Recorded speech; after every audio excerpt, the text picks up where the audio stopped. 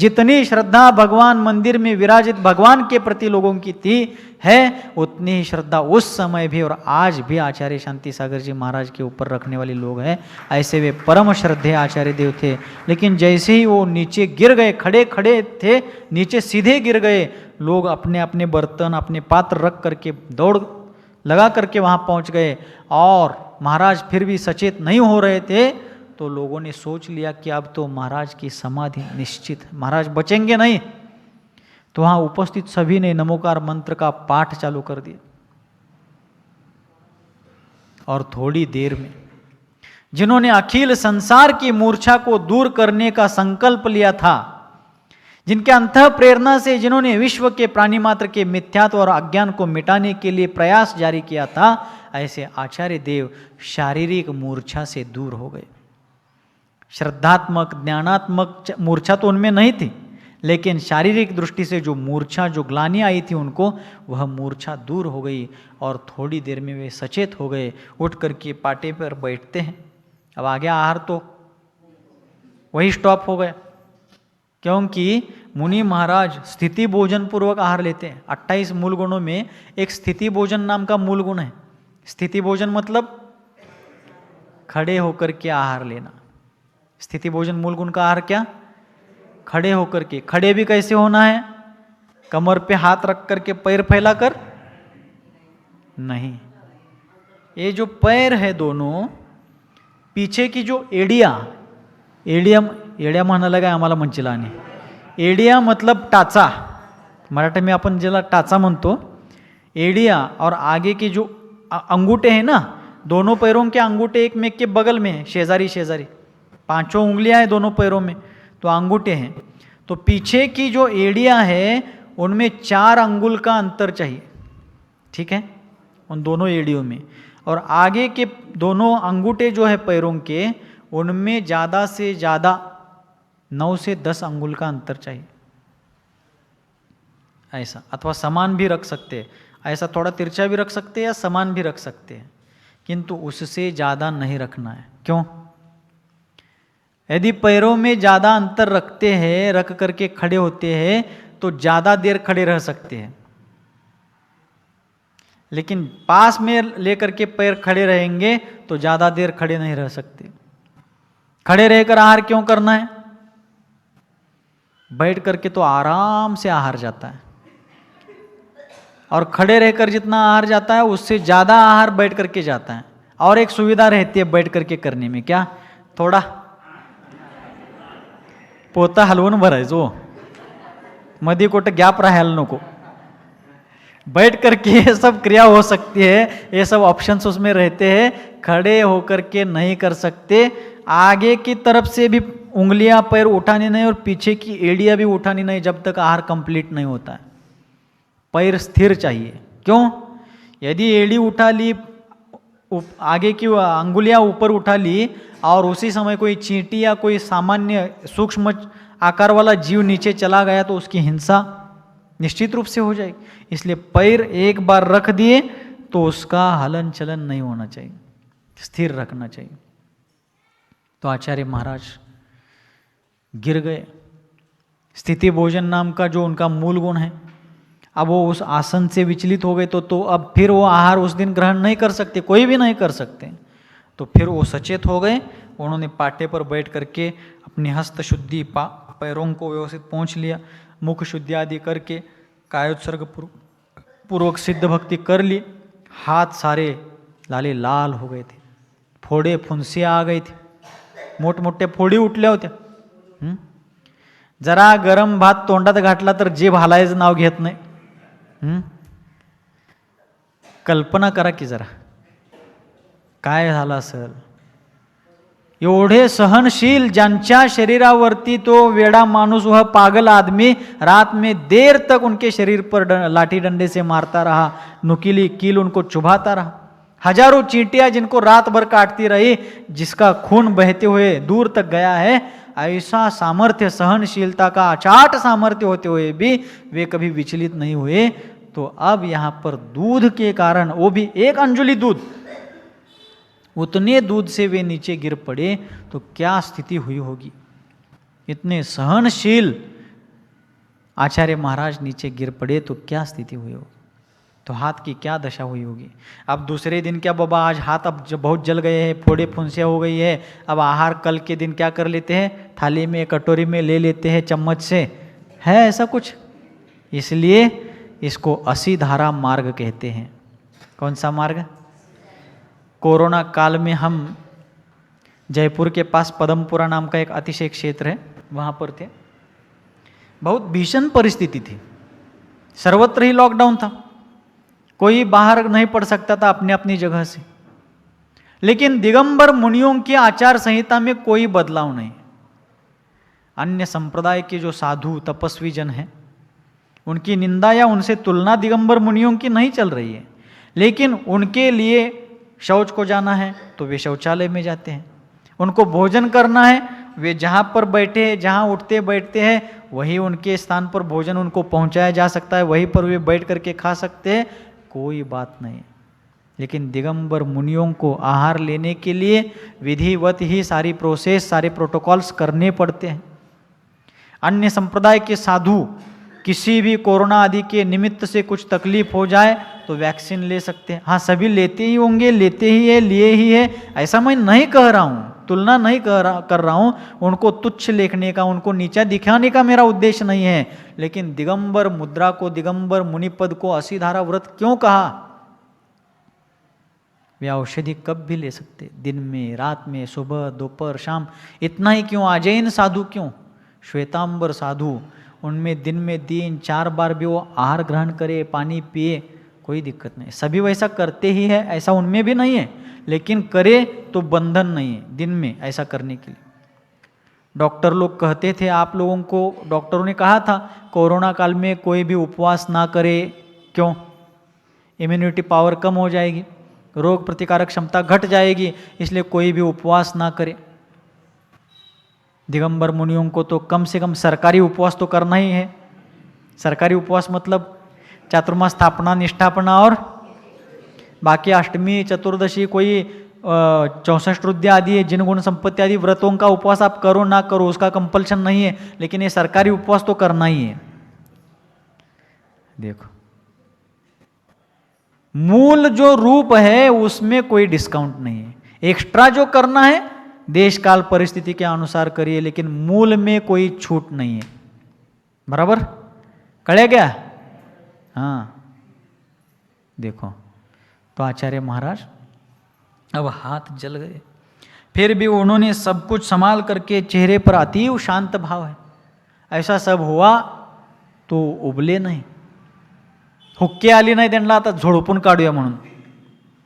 स्वनाम धन्य वे आचार्य महाराज थे। सिद्ध भक्तिपूर्वक कायोत्सर्ग करके सिद्ध भक्तिपूर्वक उन्होंने आहार का प्रत्याख्यान कर दिया, त्याग कर दिया, विशिष्ट समयावधि के लिए पिच्छी का ग्रहण की। चौकी के सभी लोग, आबाल वृद्ध नर नारी रो रहे थे।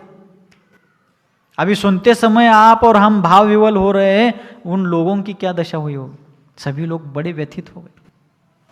फिर उन लोगों ने आचार्य महाराज के चरणों में रोते बिलखते हुए अपने भाव रखे, क्षमा मांगने लगे, और जिन महानुभाव श्राविका के द्वारा वह घटना घटित हुई, अर्थात उसमें जो निमित्त बनी, उन श्राविकाओं का तो, उस स्त्री का मन तो बहुत तिलमिला रहा था।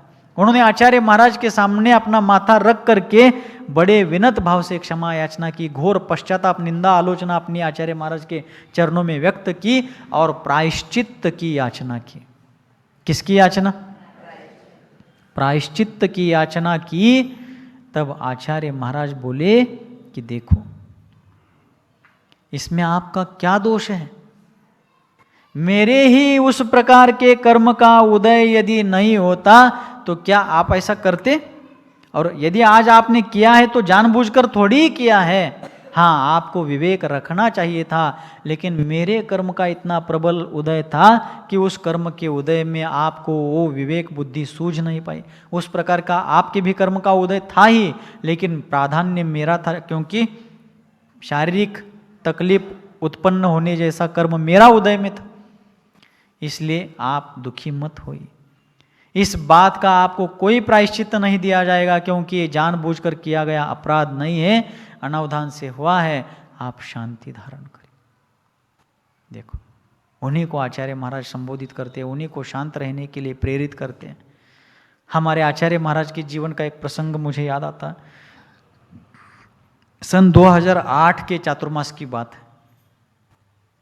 कुंभोज में आचार्य महाराज का चातुर्मास था, आचार्य सन्मति सागर जी महाराज का। यहाँ पर उस समय पूज्य श्री संयम सागर जी महाराज का चातुर्मास था समडोली में, उस साल की घटना है। और जब आचार्य महाराज कुंभोज में चातुर्मास कर रहे थे, मेरे आंखों देखी घटना है, मेरे सामने की घटना है। उस समय मैं ब्रह्मचारी रूप में था संघ में। तो जब आचार्य महाराज एक चौके में उनका आहार चल रहा था और आहार होते समय शुरुआत ही हुई थी, कुछ ही ग्रास आचार्य महाराज ने आहार लिया था, उतने में बालाजी प्रसन्न हो गए।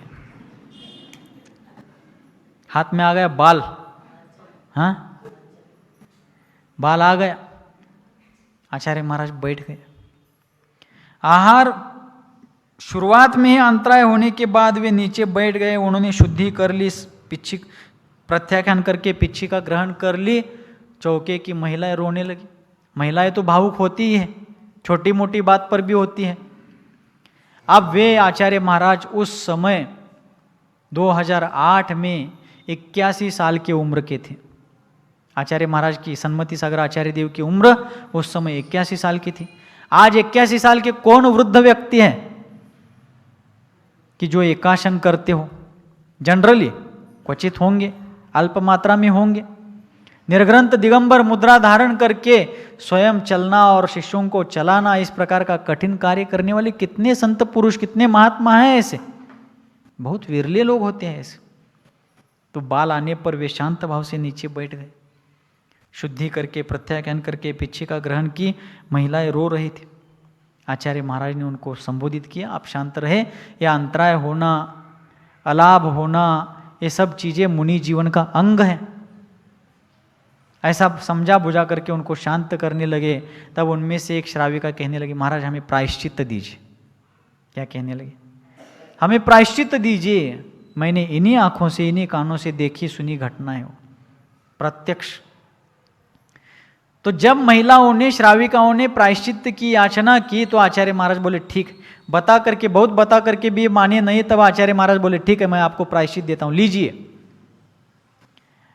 तब आचार्य महाराज ने प्रायश्चित दिया कि आप सभी लोग पेट भर के भोजन करेंगे और नमोकार मंत्र का भरपूर जाप्य करेंगे, यही आपका प्रायश्चित है।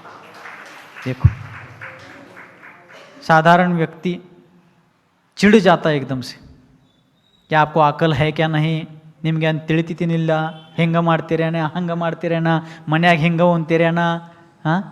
लेकिन उन्होंने संयत भाव से अत्यंत प्रशांत रूपाय दिगंबराय, यह रूप हमने कितने ही बार आचार्य सन्मति सागर जी महाराज का देखा। तब उन श्राविकाओं को भी थोड़ा संतोष हुआ। नमोकार मंत्र का जाप्य करने का प्रायश्चित उन्होंने इसलिए दिया ताकि, प्रायश्चित वैसे दिया नहीं जाता लेकिन इसलिए दिया ताकि नमोकार की जाप्य माला में वो लग जाए तो उनका उपयोग थोड़ा पलट जाएगा, भाव शांत हो जाएंगे। इसलिए उन्होंने वो एक मनोविज्ञान का प्रयोग करके उनको प्रायश्चित दिया। इसलिए अदुख भावितम ज्ञानम क्षीयते दुख सन्निधौ तस्माद् यथा बलम दुःखै रात्मानं भावयेन मुनि। ऐसे कष्टों को, उपसर्गों को, परिश्रमों को सहन किए बिना, कष्ट सहिष्णु बने बिना कभी भी जीवन में ज्ञान कार्यकारी नहीं होता है। भगवान वृषभदेव की स्तुति करते हुए भगवान समंतभद्राचार्य देव ने स्वयंभू स्तोत्र में कहा कि भगवान आप सहिष्णु हो और अच्युत हो। सहिष्णु क्यों हो? 6 महीने तक आप उपवास लेकर स्वयं बैठ गए और वहाँ से आगे 7 महीने 8 दिन तक आप यथासंभव आहार को उठते रहे, लेकिन विधि के कारण आहार नहीं मिल पाया तो आपने उस सब को सहन किया। लेकिन सहन करते हुए भी आप विचलित नहीं हुए, पथ से च्युत नहीं हुए, अच्युत रूप से आप निरंतर लक्ष्य की ओर बढ़ते गए। उसी प्रकार शांति सागर आचार्य देव का जीवन है। ऐसे कितने ही प्रसंग हैं उनके जीवन चरित्र के कि जिसका वर्णन करना शब्दों में संभव नहीं है। ऐसे आचार्य महाराज 1939 का चातुर्मास प्रतापगढ़ में करते हैं, 1940 का गोरल में करते हैं और फिर उनका मुख फिर से दक्षिण की ओर होता है। जिनका चारित्र अक्षीण था, जिन्होंने कभी किसी के द्वारा दक्षिणा स्वीकार नहीं की, लेकिन वे दक्षिणा पथ की ओर बढ़ते हैं, दक्षिण की ओर सम्मुख होते हैं। आगामी 7 तारीख को अर्थात परसों के दिन, आज 5 तारीख है, परसों अर्थात सोमवार को कोल्हापुर शहर में, जो जिलावर्ती शहर है कोल्हापुर में, एक मोर्चा, एक आंदोलन रखा गया है, शांति युक्त आंदोलन। शिरपुर में अंतरिक्ष पार्श्वनाथ भगवान के मंदिर के ऊपर धर्म का चोला पहन करके अधर्म कार्य करने वाले लोगों का निषेध करने के लिए और अपने धार्मिक अस्तित्व को सुरक्षित करने के लिए, अपने भविष्यकालीन सामाजिक संस्कृति को, धार्मिक संस्कृति को व्यवस्थित रूप से सुरक्षित और संवर्धित करने के लिए और भी जैन समाज के कुछ मांगों को सरकार के सामने रखने के लिए एक मोर्चा कोल्हापुर में 7 तारीख को रखा गया है। शायद दशहरा चौक में है सर, दशहरा चौक कोल्हापुर। हाँ, दशहरा चौक से जिलाधिकारी कार्यालय तक, कलेक्ट्रेट तक, और उसके दूसरे दिन अर्थात 8 तारीख को यहाँ अपने सांगली में, जो विजयनगर के पास नया जिलाधिकारी कार्यालय है, कलेक्ट्रेट है, वहाँ पर ऐसा ही आयोजन है। तो सभी लोग ज़्यादा से ज़्यादा संख्या में, समडोली हो, आसपास के सभी अंचल में जो गांव हैं, नगर है, शहर है, वहाँ के लोगों को वहाँ आना अपना कर्तव्य है। हम कोई उपकार नहीं कर रहे हैं, धर्म के निमित्त से हमारे लिए जीवन में जो शांति का पावन मार्ग मिला हुआ है, जिसके संरक्षण संवर्धन के लिए आचार्य शांति सागर जी जैसे महान लोगों ने अपना जीवन, अपने प्राण दांव पर लगाए थे, उनके उन बलिदानों का, उनके उन उपकारों का स्मरण और कृतज्ञता दर्शाने का प्रसंग आज आया है। अपने कर्तव्य पूर्तता का एक अवसर हमारे जीवन में आया है, तो किसी प्रकार का कामकाज का बहाना बता करके उस कार्य में जाने के लिए अपन मना ना करें, वहाँ पर अवश्य पहुँचने का प्रयास करें, यत्न करें, क्योंकि यह हमारा सामाजिक कर्तव्य है, यह हमारा धार्मिक उत्तरदायित्व है। यह करना हमारे जीवन का एक महान अवसर है कि हम भी अपनी धर्म रक्षा के लिए कुछ कर पाए, क्योंकि धर्मो रक्षति रक्षितः। जो धर्म की रक्षा करता है, धर्म भी उसकी रक्षा करता है। तो आज हमारा कर्तव्य है कि उस धर्म की रक्षा करे कि जो धर्म हमारा जन्म जरा मृत्यु के अनादि अनंत फेरे से, चक्र से रक्षण करने वाला है, उस धर्म चक्र की रक्षा के लिए हमें आगे बढ़ चढ़ करके हिस्सा लेना है। और वहाँ जो कोल्हापुर में 7 तारीख को और सांगली में 8 तारीख को, सांगली में 10 बजे से 1 बजे तक का टाइम है, सुबह 10 से 1 बजे तक का समय है। कोल्हापुर का समय भी शायद यही होगा। बोलिए गुरुवर आचार्य भगवान श्री सन्मति सागर जी मुनि महाराज के, गुरुवर आचार्य भगवान श्री शांति सागर जी मुनि महाराज की।